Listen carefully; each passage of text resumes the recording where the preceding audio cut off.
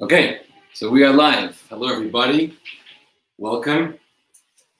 Another spectacular session of Outlandish Talmud stories and outstanding life lessons. We've begun the school year, or about to begin the school year, and some of you, or maybe you know others, who have had some challenges in terms of their school for their children's. Have you ever been told that your child is maybe the wrong fit for this school, doesn't belong here? Our school can't help your child doesn't fit in academically, culturally. Go look somewhere else. What's going on over there? What is the role and responsibilities of our schools in terms of welcoming our children? And how strict should they be on the kind of children they welcome into their schools? And what kind of school should we be looking for our children? These are very big, important questions, and these are challenges now that many families face. And even if your child is not having an issue in their school, but is your school the right school for your child? Is it setting them up with an education, with a platform for them to actually grow and succeed in life? That's the discussion that I want to have today, of course, building off an outlandish story of the Talmud.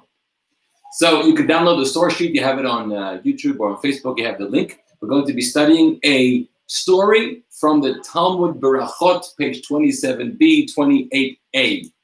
Now, it's a longer story or a longer text that I would normally prepare, but it's such a rich story filled with so many layers and so many lessons that I have printed or prepared for you most of the story. I've cut out a few sections that are less relevant for today, but we're going to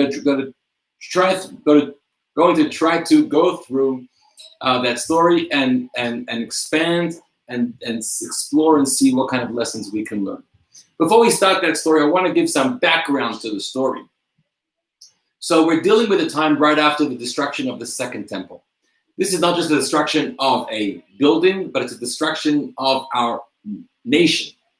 It's a national destruction of our sovereignty in Israel, of our greatest scholars and thousands and millions of others.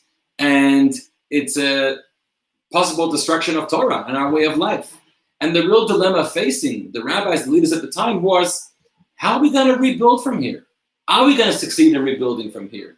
I mentioned once, I think a few weeks ago, there was even a school of thought to say we should no longer have any children because nothing to build for. A lot of fear at that time, which you can understand. And we've had several such instances throughout our history. Now, Rabbi Yochanan ben Zakkai succeeded in asking Vespasian, the Roman emperor, if we're not going to have Jerusalem as our hub, give us another city where we can rebuild our community, rebuild the yeshiva, rebuild the Sanhedrin, rebuild the academies, rebuild the courts, that we can continue to teach, to study, and to pass on the tradition of Torah. And so, in fact, they received the city of Yavne. And Yavne becomes the new hub of the Jews that are remaining in Israel. Of course, there are many Jews still in Babylon, and many Jews exiled to many other places. The leader becomes Rabbi Gamliel. Rabbi Gamliel came from an original ancestral family of leadership, from the family of Hillel. So he was recognized as a unifier. He can come together and bring the community together. And he was the head of the Sanhedrin, head of the court. And he ruled with a heavy hand, a strong hand, and he had to, because there was fear that things could crumble. And there was fear, especially when it comes to the Torah, that maybe we're going to have what the Talmud calls two Torahs. We're going to have two schools of thought. We're going to splinter into different groups, which has happened in Jewish religion and other religions all the time. Splinter groups who have disagreed and moved on, and then some of them, or most of them, probably have not survived. And Rabbi Gamliel is very concerned about keeping the community together, keeping the tradition together. Not that he wants to shut out any kind of debate and disagreement. That is at the heart of core of Jewish tradition and Jewish learning. And there is a Sanhedrin, and there's a court with 71 judges, and each one is free to their own opinion. But at least there should be a central authority which can govern and decide on how things should proceed. And because of his strength in that regard, there's a number of stories where possibly he overstepped the boundaries, and possibly he exercised discipline in an inappropriate way, offending others and abusing his position. And we're not here to judge him. He had a very difficult job. But we're going to learn one of those stories today where he did that, and we'll discover what happened to him. And of course, it's going to be a story about our topic, about school students and schools and how we should be catering for them. So let's get right into it. Talmud Brachot 27b 28a. I'm going to begin reading the story. You can download it on your link. There was an incident involving a student who came before Rabbi Yehoshua. So in that generation, you have many great rabbis who have spoken about before, Rabbi Gamliel, Rabbi Yeshua, Rabbi Akiva, and many others. So this student came to Rabbi Yeshua and he asked him a halachic question. Is the evening prayer optional or obligatory? We have 3 prayers we pray every day, Shacharit in the morning, Mincha in the afternoon, and Ma'ariv, Arvit in the evening. Shacharit and Mincha, the morning and afternoon prayers are obligatory, that is clear. What he wasn't clear about was the evening prayer. Why should the evening prayer be any different than the first 2 prayers? One of the reasons that these 3 prayers were created by the rabbis, by the sages, was to remember and to put into place, now that we no longer have the temple, the different offerings, sacrifices in the temple each day. In the temple each day, there was a morning sacrifice and an afternoon sacrifice. That was called the Karban Tamid, the daily sacrifice. And then in the evening, all the parts of the animals that had been slaughtered that day were burned on the altar throughout the night. So therefore, they made a corresponding prayer to the morning sacrifice, Shacharit, obligatory, like the sacrifice was. A corresponding prayer to the afternoon sacrifice, Mincha, obligatory, like the sacrifice was. Now they made a corresponding prayer to not a sacrifice in the temple, but to the ceremony or the procedure of burning all of the animal parts on the Mizbeach, on the altar each evening. So the question is that prayer as obligatory as the other 2, or maybe it's optional, maybe it's voluntary? That was his question. Rabbi Yeshua responded, optional. In Hebrew, it's called reshut. There's chova, obligatory, or reshut, option. Now, the same student came before Rabbi Gamliel. Rabbi Gamliel was the head of the Sanhedrin, the dean of the academy. And he posed the same question. Is the evening prayer optional or obligatory? Rabbi Gamliel answered, obligatory. Why, of course. Why would the rabbis make it? You have to pray all 3 prayers every single day. The student said to Rabbi Gamliel, but didn't Rabbi Yeshua tell me that the evening prayer is optional? Now, Rabbi Gamliel is getting a little disappointed over here. Why is there somebody out there seemingly overriding on his authority? This seems to have been a question that was already resolved. We decided it should be obligatory. Why is Rabbi Yeshua making an issue here and creating a disruption in the law and in the community? So he tells the student, wait until the master of the shields enter the study hall, at which point we will discuss this issue. Who are the master of the shield? It sounds like it's a battle zone. It is a battle zone. The battle zone is always a metaphor for when the rabbis came together to study Torah. And we've discussed this a number of times earlier. When they come and they're studying and they're arguing and debating with each other and fighting academically, intellectually with each other, it's like a battlefield. Now, of course, a battle which ends in peace on both sides, because there's always a way to adjudicate and to make a ruling. But the master of the shields come together to debate it out. Now, when the masters of the shields entered the room, the questioner stood up again before everyone present.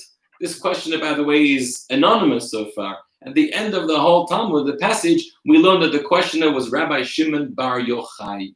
We've learned about him before also. He's very famous about Lag BaOmer, where he hid in the cave for 12, 13 years. So he was asking this question. It looks like Rabbi Gamliel set this up, meaning when the people come in, make sure you stand up and ask the question. By the way, just a word about that. He stood up and asked these questions. Why don't you just raise your hand or call out your question? So a lot of the commentaries learn from here that we have laws and we have traditions about how to ask questions. If you're sitting in a classroom, you're sitting with a rabbi, you're sitting with a professor, with a scholar,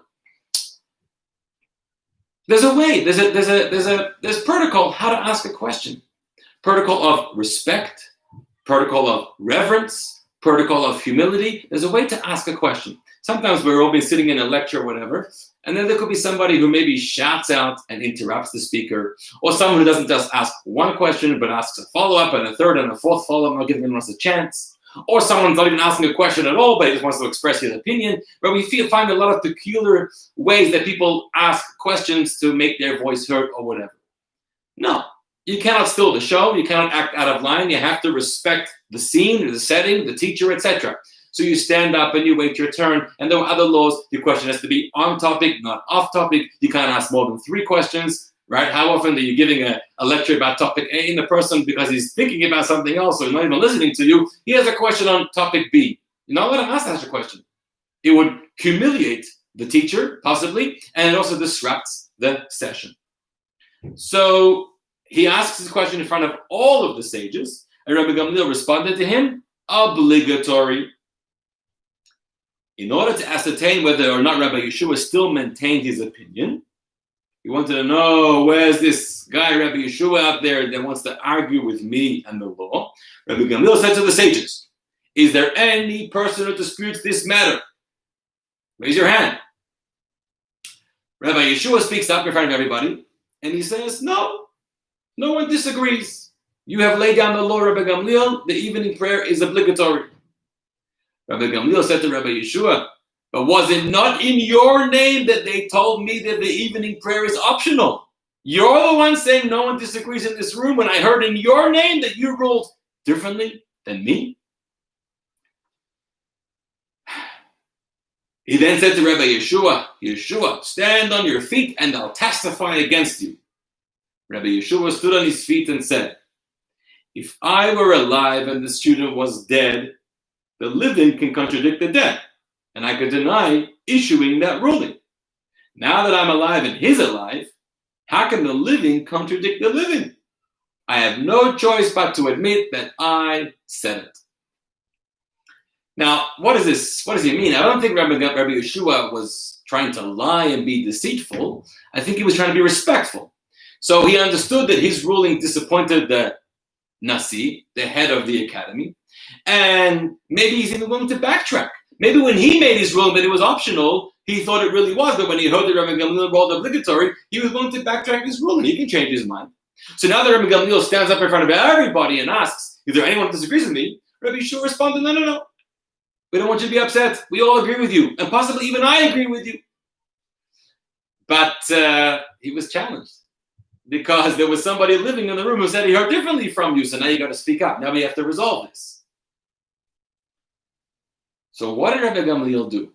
Rabbi Gamliel wanted to penalize Rabbi Yeshua for having the audacity to try to create this disruption. What did he do?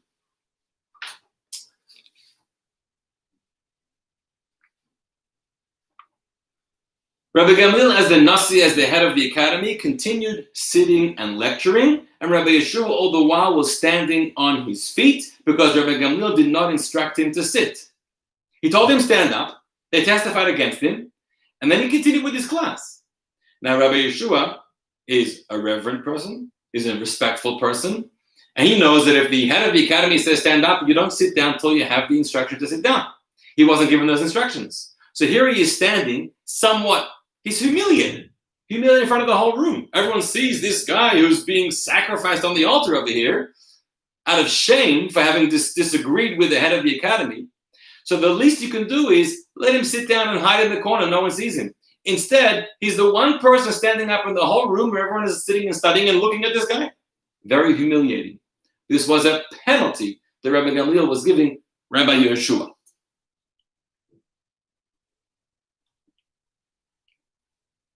He remained standing in deference to the Nasi. This continued for some time, until it aroused great resentment against Rabbi Gamliel, and all of the people assembled began murmuring. And they said to Chutzpis, the translator, stop conveying Rabbi Gamliel's lecture. And he stopped. A bit of background, we're about to learn this. This is not the first time Rabbi Gamliel is starting up with Rabbi Yeshua. There's been several occurrences already where Rabbi Gamliel has been upset with Rabbi Yeshua for voicing a different opinion, and Rabbi Gamliel has punished him and humiliated him. This time, it went too far. It was too much. So all the sages now stood behind Rabbi Yeshua and no longer wanted to support the head, Rabbi Gamliel. So the first thing they do is they say as follows. every time a teacher would teach, there'd always be, in those days, someone called a meturguman. A meturguman is a translator. Whether it's a translator literally because the teacher was teaching a different language, or whether it's more somebody who's explaining what the teacher is teaching. So the teacher may be a little cryptic, and maybe a little deep, and maybe a bit above the heads of the students. So somebody every few minutes would interject and explain to the students on their level what's going on. Maybe classrooms should have this also. Sometimes the teacher is teaching, but nobody listening. Nobody, right? It reminds you of the famous story about the child that comes home one day, and the parent says, well, what did you learn? So the child says, well, our teacher told us an amazing story. It's a story of the hare and the tortoise. And the race, and the tortoise, the hare knew was going to win, so he came late, started late, and the tortoise, anyhow, right? Beautiful, we all know that story. At the end of the child telling the story to the parent asks, let me ask you a question. Do you know what a hare is? No. Do you know what a tortoise is? No. A rabbit and a turtle. Oh, now I understand the story. So here's a child who heard a whole story in class but didn't understand the word. So often, teachers have to be wary of this thing. What you're saying might be flying way over the students' heads, and there's no point in teaching them that. So that was the role of the translator. The famous translator was Chutzpis. Chutzpis was his name, but it's brought down in Kabbalistic teachings that his name is very indicative of his job. Well, that was the nickname they gave him. It comes from the word chutzpah. Chutzpah means what? To be, well, we use it to be rude, but it's not necessarily rude. Chutzpah means to have strength, to be bold, to be courageous, to be brave. That's to have chutzpah. Chutzpah is already not just a Jewish word, it's already a word in all dictionaries probably. So to be a translator, to take Torah from its original source and be able to translate and disseminate and teach, you need a bit of chutzpah, because you need to be creative. You need to be bold to be able to package it in a way that the student can really understand it. All teachers, if you want to be a good teacher, you have to have some chutzpah. You have to be willing to go out of the bubble and box a little bit and be able to really deliver the goods to the student. So they told Chutzpis, stop translating, we don't want to hear anymore. And he stopped. In their murmuring, they said, how long will Rabbi Gamliel continue afflicting Rabbi Yeshua? Last year, Rosh Hashanah, he afflicted him. Regarding the firstborn and the incident involving the question of Rabbi Tzadok, he afflicted him as well and forced him to remain standing as punishment for his failure to defend his differing opinion. I'm not going to go into those stories, but there were several other times that he afflicted him. Here too, he's afflicting him. Let us remove him from his position as Nasi. Here comes the revolt, where everybody in the room agrees Rabbi Gamliel is no longer deserving of being the Nasi simply because he's not respectful and he abuses or he afflicts the students. This is a big story. This is headline news. It was so agreed. Everyone said, we agree. But the question arose, who shall we appoint in his place? Shall we establish Rabbi Yeshua in his place? Rabbi Yeshua is very deserving to be the Nasi. No. The sages rejected that option because Rabbi Yeshua was party to the incident for which Rabbi Gamliel was deposed. So that doesn't look very good.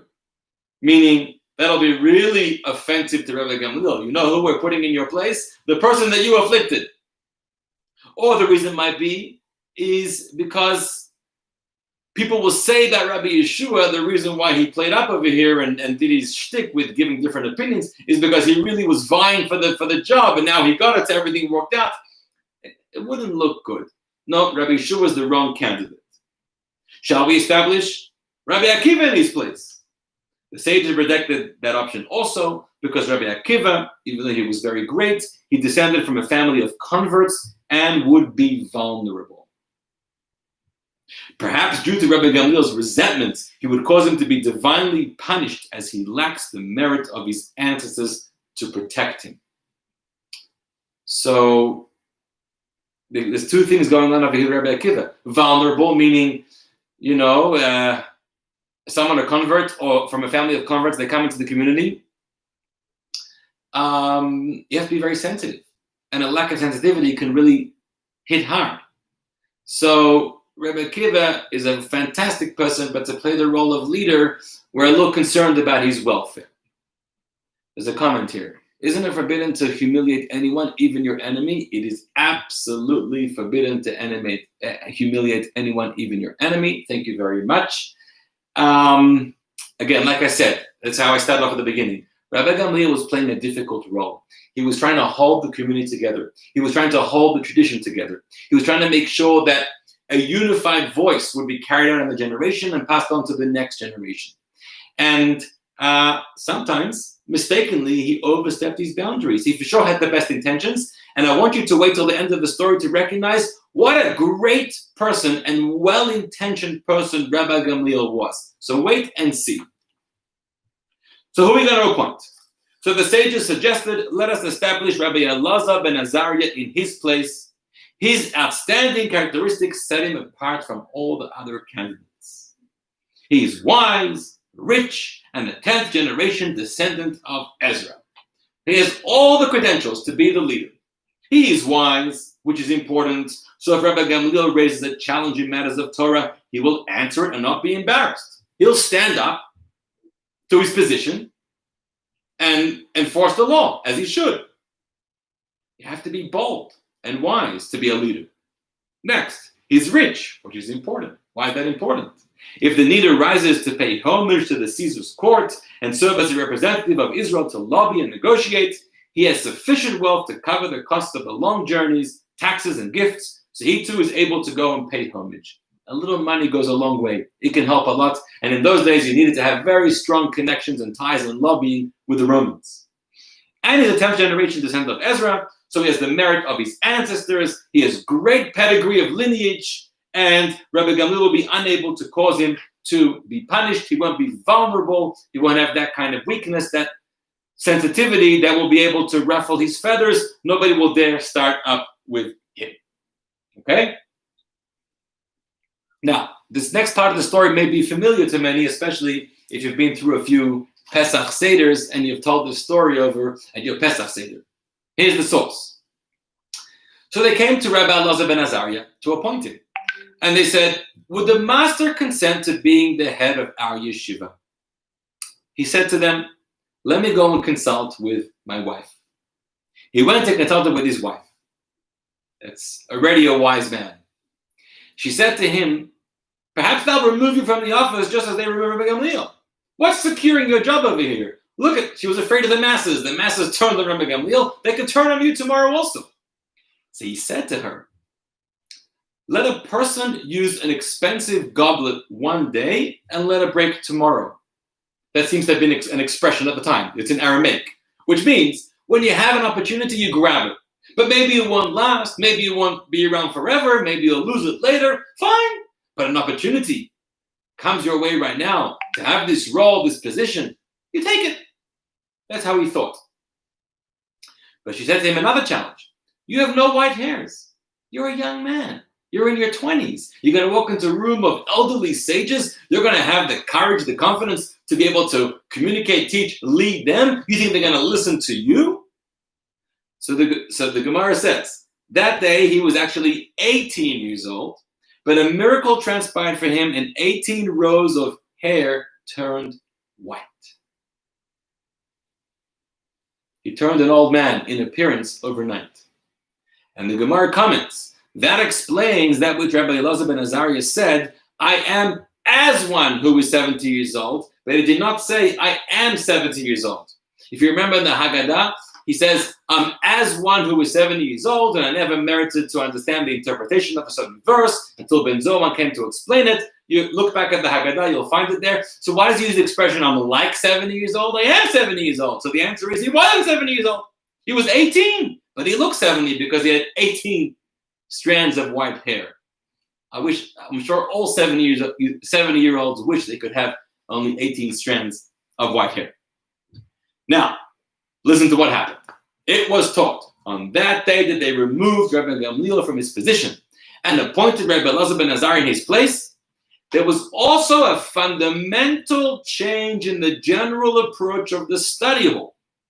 Here's the important paragraph of tonight. As they dismissed the guard at the door, and permission was granted to all students to enter.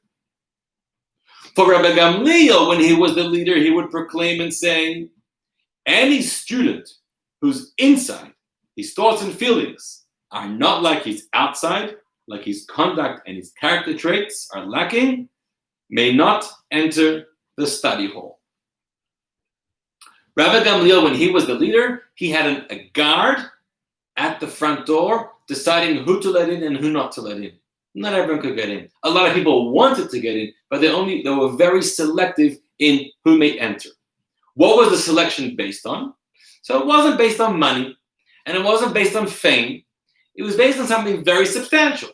It was based on a very important Jewish value. And that is, as the Talmud says, a person must always be tocho kebaro. One of the most important character traits is to have your inside like your outside. Or, another way it's expressed in the Talmud, don't ever be echad bepeh ve'echad belev. Don't be one thing in your mouth and one thing in your heart. The Gemara says, God hates the trait of people who are disingenuous, who are not sincere, who are one thing in their heart and one thing in their mouth. Their inside does not match their outside. They are deceitful. They're liars, in a sense. Sometimes they could act nicely, say something nice to you, but really inside they don't feel it that way. They can act like a gracious person, all the greatest character traits, but it's not coming from within. Or you could have the other way around, by the way, which is, it's a touchy, sensitive topic. But the Torah says, in a way, it praises the brothers of Yosef, the brothers of Joseph. We know that they did not like Yosef at all. They hated him, and they salted him and almost tried to kill him. So the Torah says they hated him, and they weren't able to speak nice words about him to their father. So the commentary is right. This is a compliment about them. That they didn't violate being one thing in their heart and one thing in their mouth. If in your heart you hate somebody, don't go ahead and sugarcoat it in your mouth and say how much you love them. No. Which is interesting. The teaching doesn't say you have to be perfect. There's no instruction from the Torah ever to be perfect. It says to be authentic and be genuine. Thank you, Gary. And if you're having a negative feeling in your heart, then say it with your mouth. Now, I say that very carefully because probably you shouldn't, or at least do it, be honest. Find a sensitive way to be honest. But to be deceitful is one of the worst traits ever. In fact, there's a beautiful teaching. I'll just share it briefly. So much I want to share tonight. We read a few weeks ago in the Torah portion that Moses tells the Jewish people, V'ata and now, Ma Hashem Elokecha sho'el me'imach. What does God already want from you? He wants you to fear him. He wants you to be awed by him. He wants you to be God, the Torah, the mitzvot, the whole thing. So everyone asks, what do you mean, what does he want from you? You've mentioned so much. You make it sound so simple. It's not so simple. But the other question is, why is Moses saying it like that? What does God want from you? Question. And here's the answer. Just say it simple. God wants from you A, B, and C. Why start off with the word ma? What does God want from you? So there's a beautiful commentary that says as follows. Let's look at the word ma. Ma is spelled by two Hebrew letters, the mem and the hey. All Hebrew letters can be spelled out to pronounce their name. So for example, the aleph, which is the aleph, you know how the aleph looks. But if you want to spell the word aleph, it's spelled aleph, lamed, fei. The first letter is the letter, the aleph, but aleph, lamed, fei. Phonetically. Or the kuf. The first letter is the kuf, and then vav, and then pei. Every letter can be spelled out. There are two letters out of all 22 Hebrew letters that the way they're spelled out is the very same letter being written twice. Mem and hey. How do you spell phonetically the letter mem? Mem, mem. How do you spell phonetically the letter hey? Hey, hey. These are the only two letters that their inside reflects the outside, or the outside reflects the inside. And so when Moses is telling the Jewish people, Ma, what does Hashem want from you? Yes, he wants you to do a mitzvah. Yes, he wants you to fulfill the Torah, to study Torah. Yes, he wants all these things from you. But more importantly, he wants you to be genuine and sincere about it, not be a fake, not be a fraud, not put on a show. That is a beautiful teaching I once heard. All right, let's continue. So Rabbi Gamliel, that is his guiding principle. Which students are allowed into the yeshiva? The students that are genuine, authentic, they're sincere. Which is what the Torah wants, what God wants. God hates if you're not like that. So he seems to have had a very good, strong position about that.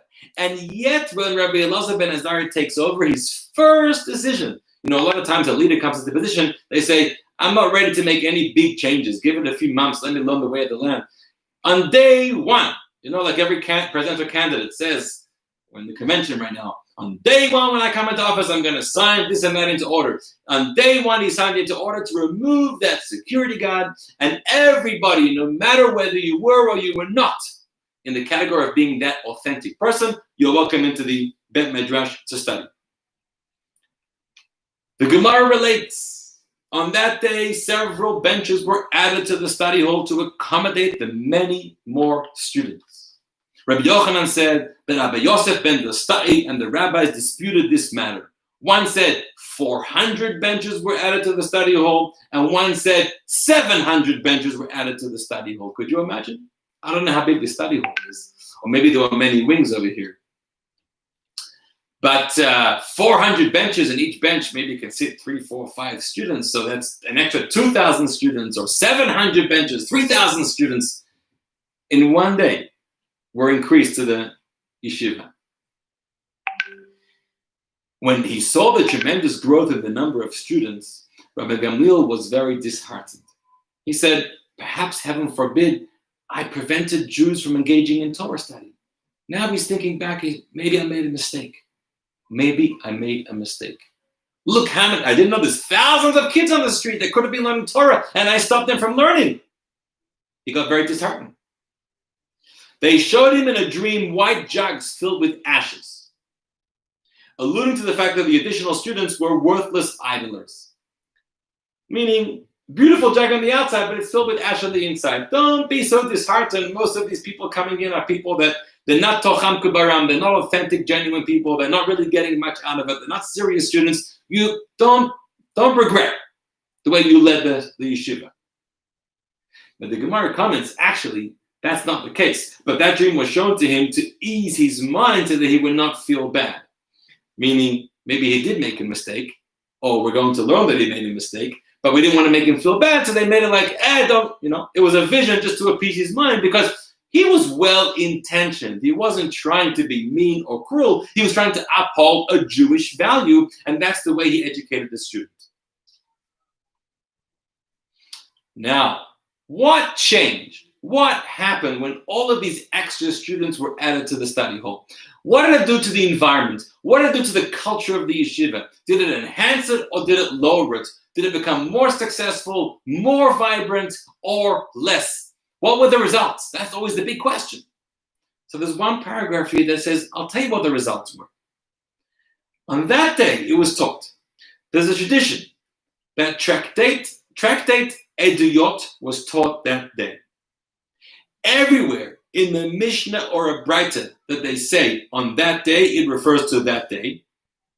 There was no halacha whose ruling was pending in the study hall, but they did not explain and arrive at a practical halachic conclusion.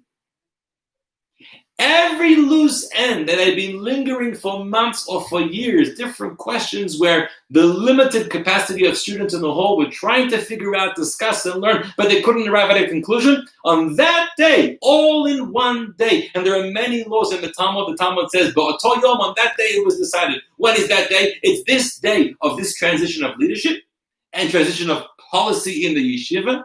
On that day, all the loose ends were tied up. Suddenly, somehow, they discovered the ruling and the conclusion to all of those questions. Why is that? How is that? I want to get to it soon. Now, here's the line that I was referring to earlier. Even Rabbi Gamliel did not avoid the study hall for even one moment. Rabbi Gamliel also came to study in the yeshiva that day. He just lost his job. He was just deposed, probably feeling humiliated. Everyone's angry with him. And he still shows up to learn. And I think that itself shows on his unbelievable qualities. He wasn't trying to put on some kind of ego show, a power show. He was trying to be the Jewish leader that he thought he should be. His intentions were very noble and honorable. And now that he realized he made a mistake, or everyone told him you're no longer worthy, okay, everyone wants to move on. I still want to be part of the community. I still want to study Torah. I still want to do what I can do. And he showed up to learn with everyone else. Now, time is running short. I'm going to skip a little bit. So much we need to understand what's going on over here. There was a little saga that happened. I'm not going to get into it. I'm going to skip a few paragraphs. A question came to the study hall. Rabbi Yeshua gave one ruling. He was the head after all, about a convert. Rabbi Gamliel gave a different ruling. They had an argument, a dispute. Everybody backed Rabbi Yeshua. And Rabbi Gamliel realized that he's wrong. He decides it's time for me to go and apologize to Rabbi Yeshua. Apologize for the scene he made that day. Apologize for the scene or the several scenes of humiliation he'd done in the past, which is why he was deposed. It's a very dramatic moment. He's going to the house of Rabbi Yeshua to ask for an apology, ask for forgiveness.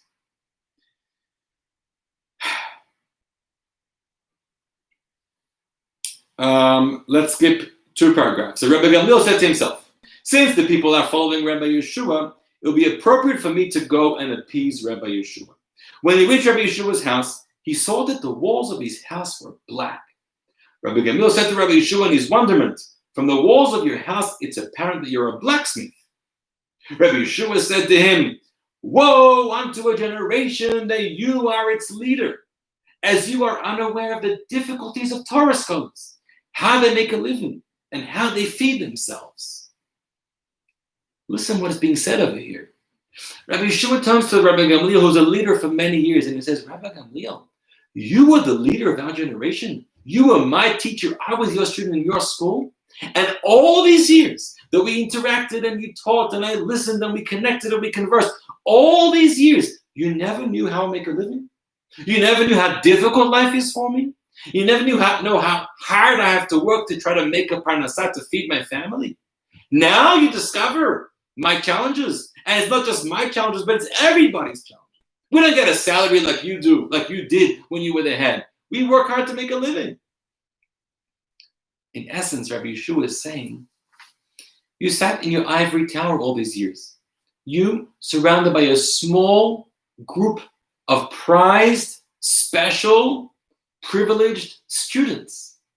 And even though your Torah study was immense and was great, of great quality, however, you weren't in touch with your students. You weren't in touch with everybody else. You didn't know what's going on in the world. You can't be a leader of people if you're not connected to the people. Think about that. Rabbi Gamliel said, I insulted you, forgive me. Rabbi Yeshua paid no attention. So then he said, do it in deference to my father, Rabbi Shimon ben Gamliel, who you respected. He was appeased. Rabbi Yeshua said, fine, not for you, but for your father, I'll forgive you.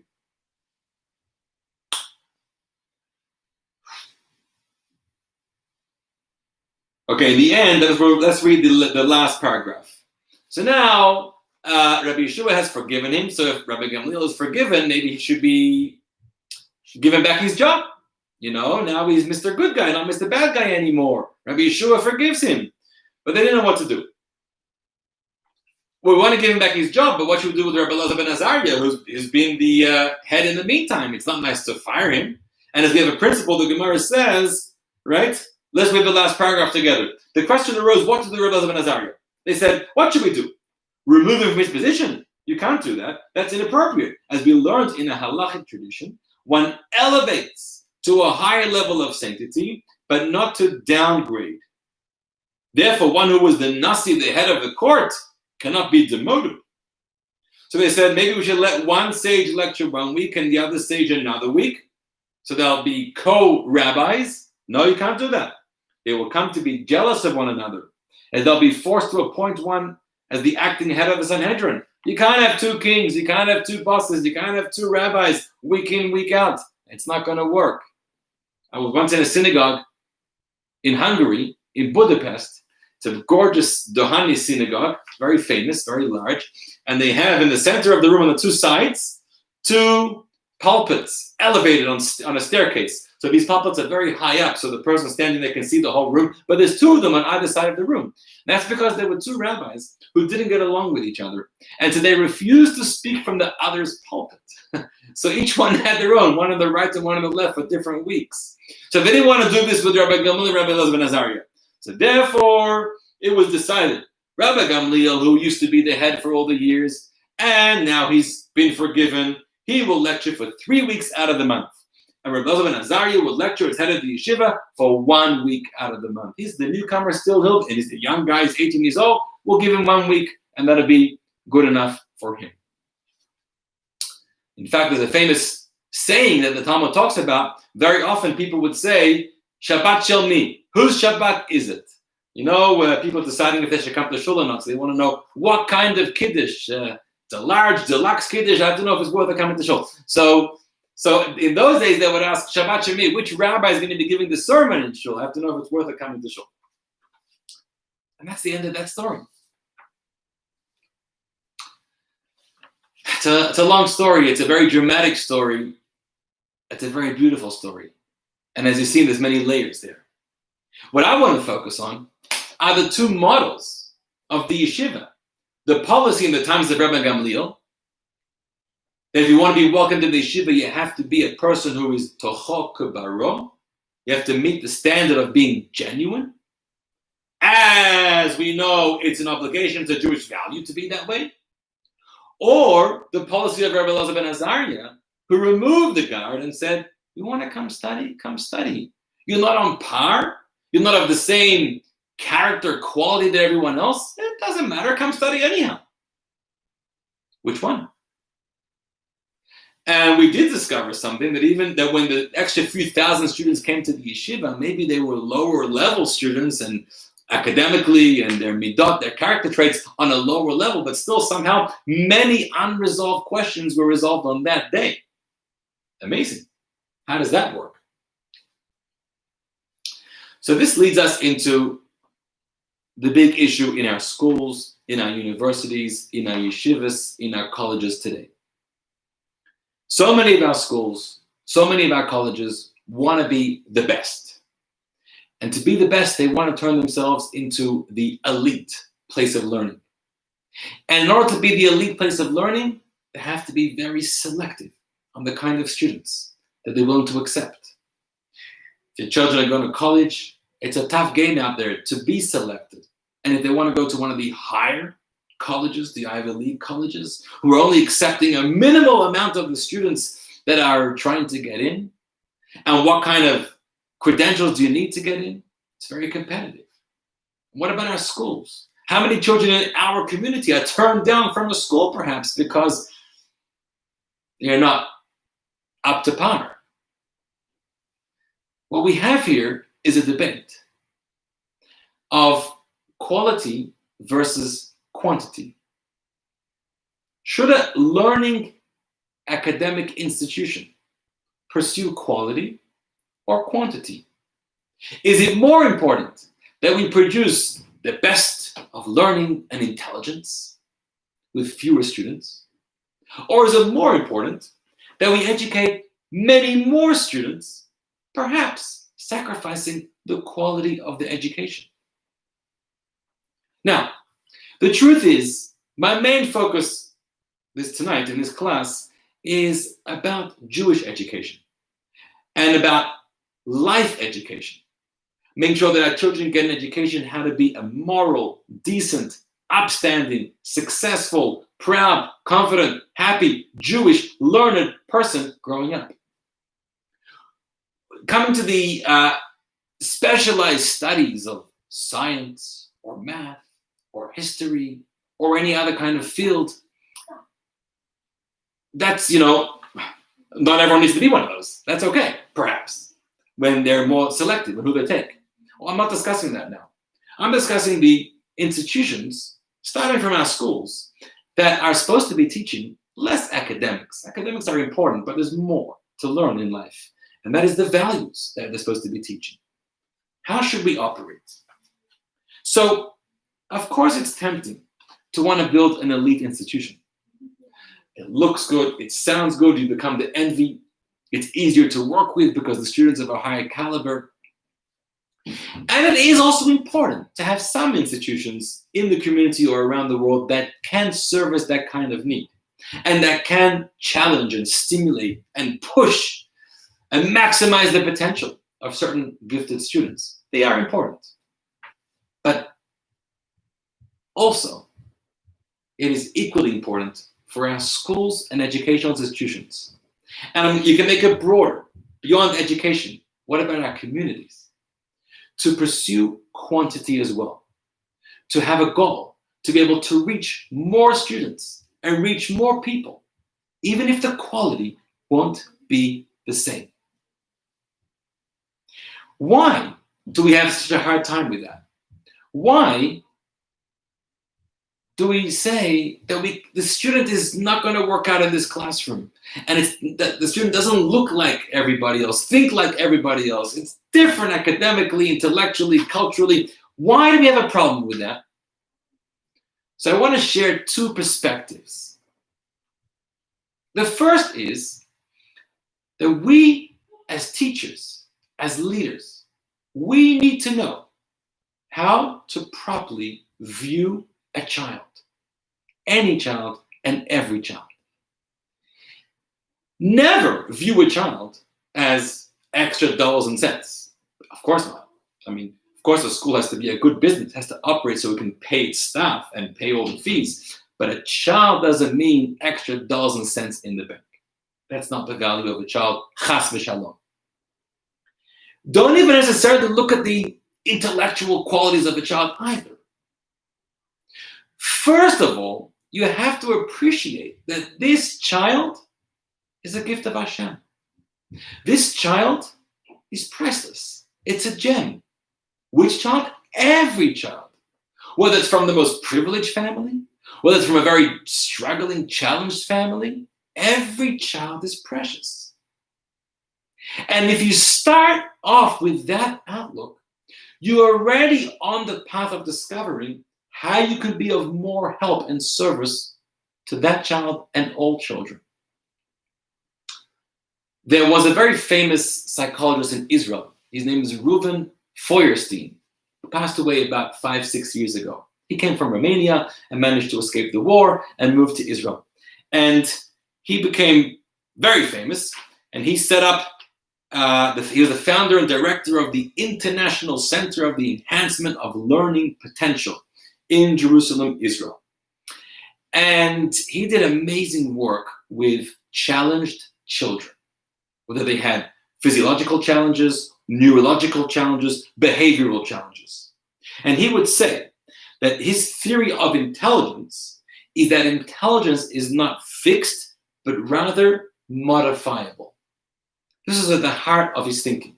He believed there's no child or no person that is coded, even genetically, in a way that that's who you are. You can always evolve. You can always change. You can always be modified. Today in neurological studies, we know this, about how we can expand and build the neural pathways in our mind and grow our intelligence and grow our abilities in unbelievable ways. Well, he believed in this already back early in the 50s, the 60s, and the 70s. And he built this institute which helped so many children. For example, there was a child who came into his institute with an IQ of 60, and he later went on to become a drama teacher. There was a boy from France who was diagnosed with as a non-speaking autistic child. After a few weeks in his clinic, he was speaking. There was the famous Jason Kingsley. You may have heard of him. He was a boy, young man with Down syndrome. He went on, after having been helped by Dr. Feuerstein, to write a book. The book was called Count Us In, Growing Up with Down Syndrome. And many more such stories. In fact, this is one of the most important quotes that he said that I think we need to learn from. He said, "Our methods are based on the idea that every person has a healthy part. We're not looking for the pathological part, for the weakness, but we're looking for the strength. That sums up his whole belief system, which, by the way, he shared in an interview that he learned that from the Lubavitcher Rebbe. They had a very close correspondence with each other. Both had very similar views in this regard, and this is the idea that he learned from him, and they agreed and worked with each other on this. Amazing. When you see a child, every person's got good and bad, qualities and deficiencies. What do you see when you look at a child? You see how disruptive they are? You see how clumsy they are? How irresponsible they are? Or have you found their strength? And when you find that strength, you have found the code into that child. Tap into that. And not only will you hone that strength and make them more successful, you will be able to transform the rest of them also. So the famous story is about this lady who I listened to this story so many times. It's told on a TED Talk. I love to hear it. Gillian Lynn. You heard of Gillian Lynn? I didn't hear of her until I heard the story many years ago, but now I know her. She passed away about 2 years ago. She was a famous choreographer, a great dancer. She's famous for putting together the choreography of the Phantom of the Opera, of Cats, of many other world-renowned theatrical performances. Here's her story. When she was a young girl in school, she was a failure in school. And the teacher could not stand her because she was always late and she was always disruptive and she never did her homework and she fell asleep in class and she never paid attention and she was dreaming and she walked around the room and she was messy. All the complaints you can have about a student in class. And one day she sends a note home with her to her mother and said to her parents and says, "Your child, I believe, has a learning disorder and this is not the place for her. We cannot tolerate her in the classroom." The mother was frantic. Imagine getting that note with your child. So right away, the mother made an appointment with a specialist. She took her daughter to the specialist.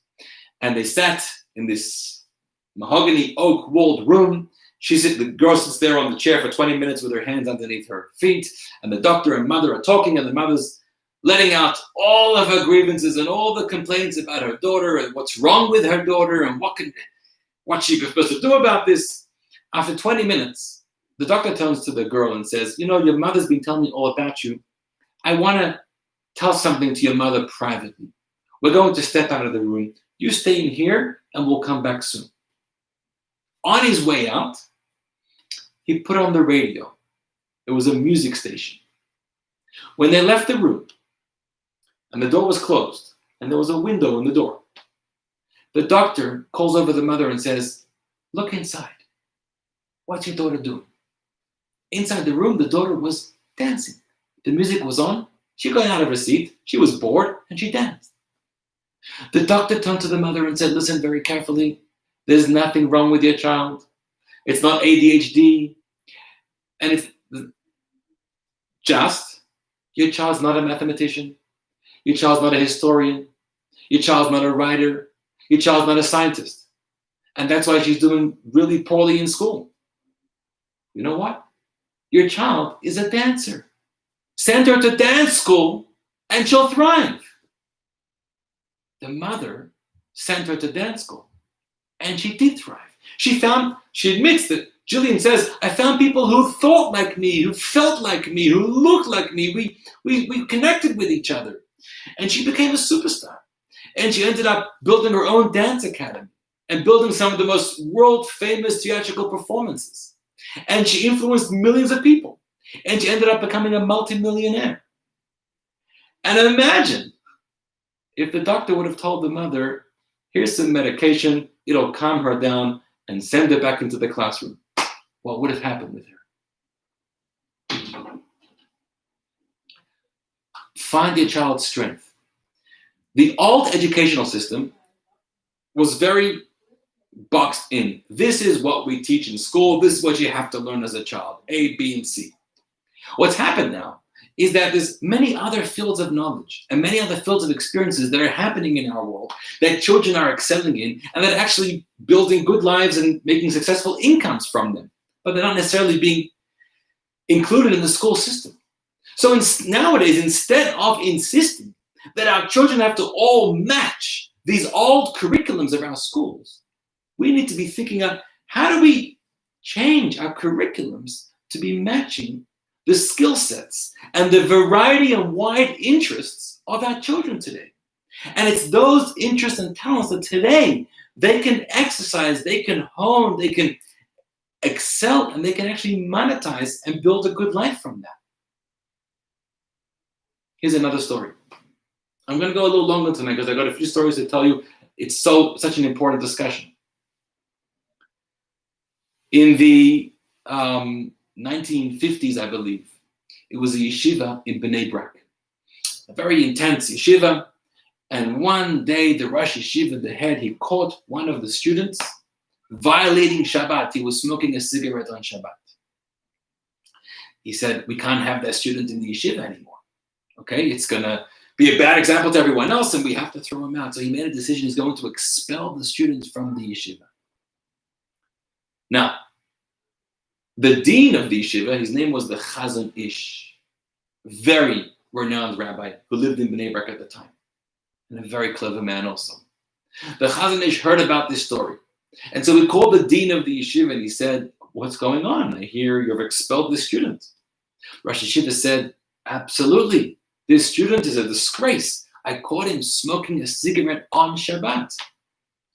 Chazon Ish said, but you're going to expel him? Of course we have to expel him. Do you know what kind of disruption and bad influence that can have on the other students? He doesn't fit in over here. It's just too much of a cost on our yeshiva.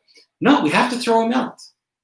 But Chazon Ish said, but throwing out a student from yeshiva, you know what that means? And this is being said in the 50s. When you throw out a student, he's not like he's going to the yeshiva next door. He's going to go to the streets. Who knows what he's going to get up to?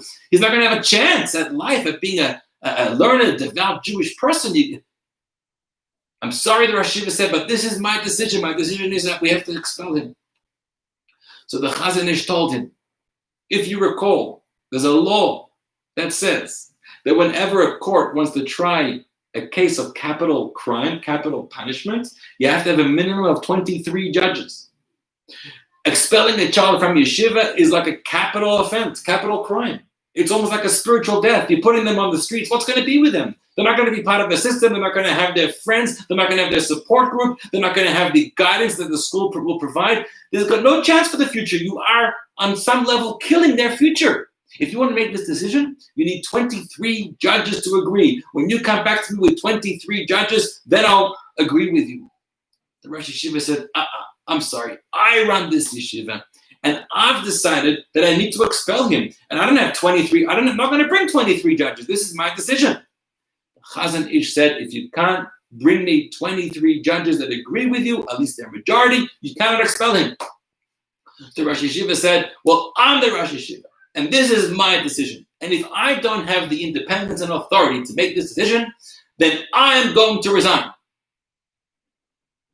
The Chazon Ish was a very clever man. He said, well, listen here. You resigning is just a monetary law case. It's a matter of dollars and cents, a salary. The law is that such a monetary case can be tried with just 3 people or with one person who's an expert in the law. So the Chazon Ish said, I'm an expert in the law, and I hereby fire you. This monetary case, I've just decided, you are fired, and this child is staying in the yeshiva. The end of the story is that this student today is already an elderly person and is a very renowned leader in the community. What would have happened had he been thrown out as the Rosh Yeshiva wanted him to? Now, I know this is a challenge. We can't make it sound simple and easy when you have something really disrupting and the child is acting out. It's not easy just to overlook it, and what kind of other costs and tolls will it have on the rest of the students? It's not a simple discussion.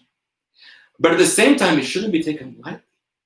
When you're dealing with a child, it's not dollars and cents. It's not a numbers game. It's a child. It's a life. It's a potential at a whole future.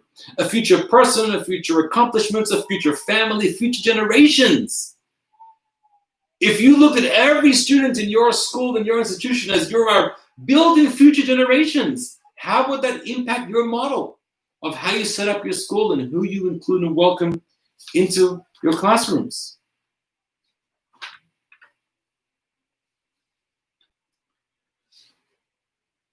That's one symptom one issue of being able to recognize the value of each child. A second point that I want to make, with regards to the quantity versus quality debate, there is a formula, a measurement that we may overlook. We should recognize that sometimes quantity does not sacrifice quality. Sometimes quantity is not at the expense of quality. Sometimes quantity can enhance quality. The more students, the greater quality. Why is that? And how is that? Look at the Talmud story. On that day when 3,000 students entered the yeshiva and those students were of a lower caliber than all the other students, somehow all of the unresolved questions got answered. There's a kind of shared wisdom. There's a kind of stimulation. There's a kind of diversity which gets brought into a classroom when you have more minds, more people, more bodies in there. We're not talking about a child that is disruptive and is not allowing people to learn, but a child who is not of the same IQ, not of the same intellectual caliber as where the teacher or the school would like them to be. Having them in the classroom may actually bring a major contribution to the learning. Nowadays, there's a lot of discussion about class sizes, right? How many children per class? And we always want to have as few as possible, however we can afford it, right? If you could have 15 per class, that would be ideal. But most schools, because of a budget issue, they have to have 18, 20, 22. And we're always bemoaning why so many kids per class. It's not fair to the child. And there's merit to that. It's true that in many models, less students per classroom makes more successful learning. You know why? Because what's the model of the learning in that classroom? It's a frontal teacher. One person is standing and talking, and you have to listen, and you have to understand. And that's the way we teach. So if everyone's pretty much on the same page and it's a smaller group, then we can help you and it works. What if there are students on different levels over here? Well, if I'm the one teacher and I'm talking and I can't explain it 10 times and in different ways to you and different ways, it doesn't work out. Or if there's too many children in the classroom, I can't spend time with all of you. I don't have the time or the ability. So in that kind of model, smaller classrooms are better. It's true. But you know, there's other kinds of model of classrooms. For example, the Montessori model, which is becoming more popular nowadays. Whether it's the Montessori model or other similar models. And these model classrooms, it's not a frontal learning where a teacher is the teacher instructing all the students. But the students are doing a lot of independent learning. And they're being given projects. And they're working in groups. And different groups are exploring different interests. And there may be several things being learned in their one classroom at the one time by different groups, depending on their level, depending on their pace, depending on their interests. And there's a different kind of collaborative learning going on. Apparently, in those models, larger classrooms are preferred. There's a study that says classes of 28 to 35 students are better. Enhance the quality of learning in that model. We always want to be updating our classroom models. And we should be and are getting away from just one teacher speaking and everyone else listening, right? All the students, the 7-year-olds, 8-year-olds come to first grade and they sit in that desk for 8 hours a day. I remember my children, the shock they got coming from kindergarten to first grade, sitting in a desk a whole day, a wooden desk, listening, falling asleep. They're not even used to it. So we have to create more interactive classrooms and more group building and more peer-to-peer learning and more children learning from each other and more children teaching each other. I've been in many yeshivot when I was a student. Sometimes, so when I was in yeshiva, let's say it's 7 a.m. to 9:30 p.m., it's a 14, 15-hour day. Probably 30% of the time was with the teacher teaching us a class. And about 70% of the time were the students learning among themselves, learning the text, preparing the texts, deciphering the text, doing more advanced things that weren't in the classroom. Some schools I was in, I sat in a room of 10 students, 10 of us in our study partners learning. It was quiet, a little uneventful, not so stimulating. I've been in a yeshiva with 100 students. Wow. 100 people in the room studying, there's a lot of noise, a lot of action, there's a lot of things to stimulate you, people to talk to, people to learn from, people to challenge. I've been in a study hall of 400 students. The experience was awesome. You walk around the room and you see how they're explaining it and how they're saying it, and you disagree with them and you agree with them, and you create a debate and you find new friends and you challenge each other and you're uplifting each other. It's an unbelievable experience. Sometimes more quantity adds more quality. Were each of us on the same level? Were there not in those 400 people some who have weaker minds, some who had stronger minds? Of course they were. But different minds help for greater learning. And so in 1960, there was a Rabbi Shmuel Chafer, who passed away not long ago. And he founded the girls' seminary Bet Rivka in the Kfar Chabad village in Israel. And it was going for a few years, and he had 7 students. And he always planned to keep it small. He didn't want to run a large girls' school. First of all, he liked the small classroom setting. He thought he could accomplish more. Number 2, on a management level, administrative level, he wasn't ready to build it up to that level. But he had a yechidut, a private audience with the Lubavitcher Rebbe, who said, Rabbi Chafer, I want to see you grow the school quantitatively, not just qualitatively. I want to see you get 100, 200, 500 girls into that school. I want to see you touch as many girls as you can. Lest you think that that's going to sacrifice the quality of your education, I want to present you with a mashal, a parable, a model. Beautiful idea. The Rebbe said, you can have 9 righteous tzaddikim in a room. 9 of the holiest people in one room. Amazing. You know what you can learn from them, what you can listen. Amazing to be in the presence of 9 holy people. But you don't have a minyan. You can't do certain prayers. You can't make the Kaddish. You can have a room of 10, the Rebbe said, balagolas, wagon drivers, 10 low-level people in society with low-level jobs. But 10 of them in a room, you have God. You have holiness. You have the capacity to do a minyan now. So what happens is, when you add one person, it's adding one person quantitatively, but adding that one person quantitatively transformed the entire quality of that room. That was what he wanted to think about. An additional student has the power, with the right guidance and in the right context, to transform the quality of the classroom and the school. Teach how to have machlokes l'shem shamayim. Correct. Part of education, Gary, is teach students how to debate, how to argue. Have the courage to ask a question, have the courage to debate. So, I want to wrap it up. It's not easy for our schools. There's no perfect answer. I once heard a teaching from Rav Soloveitchik. He said, at the end of the day, at the conclusion of the story, both Rabbi Gamliel and Rabbi Elazar ben Azariah ended up being co-heads of the academy. He spoke for 3 weeks, he spoke for 1 week. But in other words, he says, the conclusion of the story is both policies have merit. It's not one or the other. There is room to have certain learning platforms that are highly specialized. So we can take the brightest and the greatest and really push them all the way, maximize their potential. They can produce amazing things that benefit everyone else. But at the same time, we have to be investing and building in platforms that reach more students, reach more people, and stop sitting in our ivory towers wanting to be the greatest and the best and the shiniest, and allow ourselves to be more impactful so we can build more lives and a greater future to more people. Think about our communities, the same. Some communities want to be insulated, very particular, where the religious community on a certain level, this is the brand of Judaism that we have. You have to look like us, dress like us. This is the hat we wear. These are the socks we wear. This is the standard we have in the synagogue. Okay, nothing wrong. It's okay. And maybe it's good for those families, and maybe it's necessary. But you have to have communities that say it doesn't matter the hat you wear or if you don't wear a hat.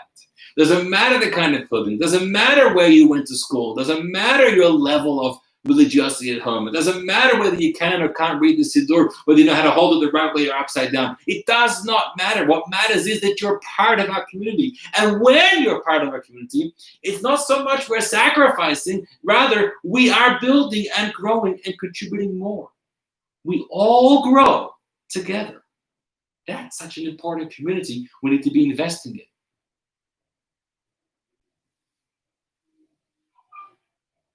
So I'll share one last story. Also one of my favorites. In the 1960s, there was a Chabad rabbi, Rabbi Baumgarten, who was a teacher or a dean of a school in South America. And every Shabbat, he used to make what's called MISFITS Shabbat. He used to make groups for the children to play around, come together. Instead of wasting the time Shabbat afternoon, come, we'll study, we'll play, we'll have fun, we'll eat something delicious. One of the students always came and he smelled of smoke. Again, something with smoking on Shabbat. And he was very concerned because everyone's going to smell him, and this is going to be of a negative influence to everyone else. How do we have such a child coming to our groups, coming to our school? It's an embarrassment. It's a bad influence. He also wanted to expel that child. And he wrote a whole letter to the Lubavitcher Rebbe. He didn't want to do it on his own. Like in the previous story, he wanted the blessings of his Rebbe.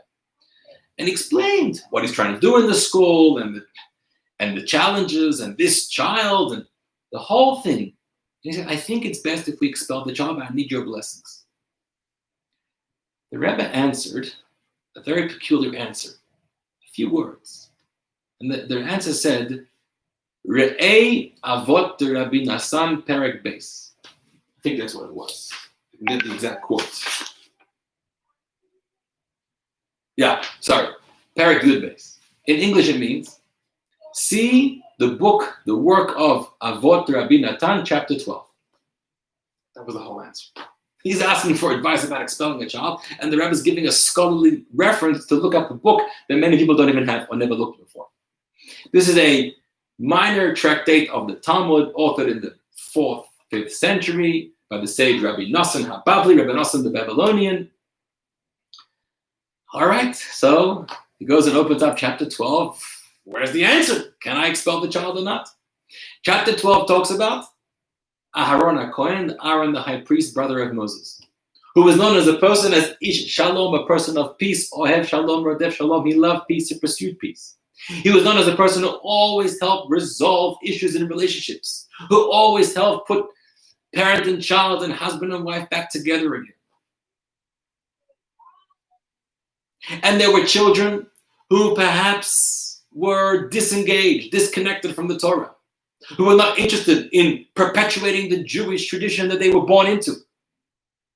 Yet Aaron HaKohen knew how to help them, knew how to bring them back into the community, back to feeling the ownership over their heritage and living the life of a Jewish person. And how did he do that? Very simple. He was walking on the street, and that child would be walking by him. Aaron would walk up to that child and say, hey, and give him a big hug and say, it's so nice to see you. I'm so happy we bumped into each other. How are you? How are you doing? How's life? Tell me what's going on. I care about you. I'm concerned about you. He would make the child feel like $1 million. And when that encounter would end, the child would think to himself, Aaron HaKohen loves me, cares about me, holds me in high esteem. Does he know who I am? I'm a sinner.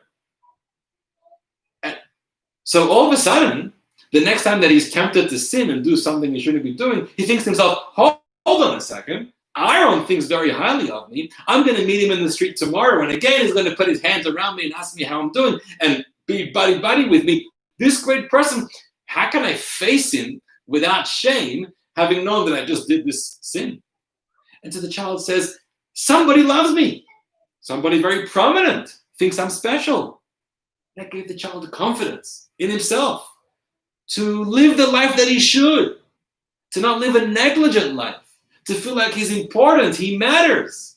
It's important what he does and the choices that he makes. So much of the time, our children who are going off the derech, as they say, it's for a simple reason. They don't think what they do matters to anybody. Not to themselves, not to other people, and not to God. Imagine if you can convince them, you do matter, you're important, you're special. How effective can a teacher be when they turn to a student who's struggling in class, having a difficult time, not cooperating or not being the best of students, and instead of finding their weakness and the deficiency, find their strength. Compliment them. I like the way you keep your cubby. It's always really neat. I like the way you play basketball, the way you pass and you share the ball around. Fantastic. I like the kind of foods you bring to school. They're healthy, they're nutritious. You can compliment them. There's something to compliment them. And what do? You build them up. And when you strengthen their strength, you strengthen the rest of them. So as we start a new school year, teachers don't have it easy, and schools don't have it easy, and parents don't have it easy. But parents and teachers and schools need to work together. We all want the same thing. We should all want the same thing. We want to build the community. We want to build the future generation. We want to make sure that we're reaching out to as many as we can. We need to find room in our hearts and room in our institutions and room in our curriculums where every child can gain something. Yes, some schools run on a much tighter budget. Yes, some schools don't have the funds to be able to hire more teachers, specialized teachers for all different kinds of specialized programs. I know the challenges. Everyone does. But let's make it a priority. And let's see the child the way that we should see the child. And see the child as the opportunity and the responsibility.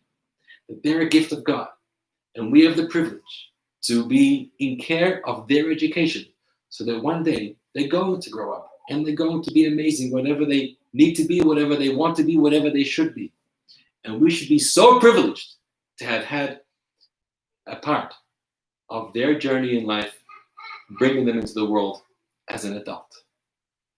Good luck to all the teachers, the principals, the schools, the parents. Have lots of nachas from your children. God bless you.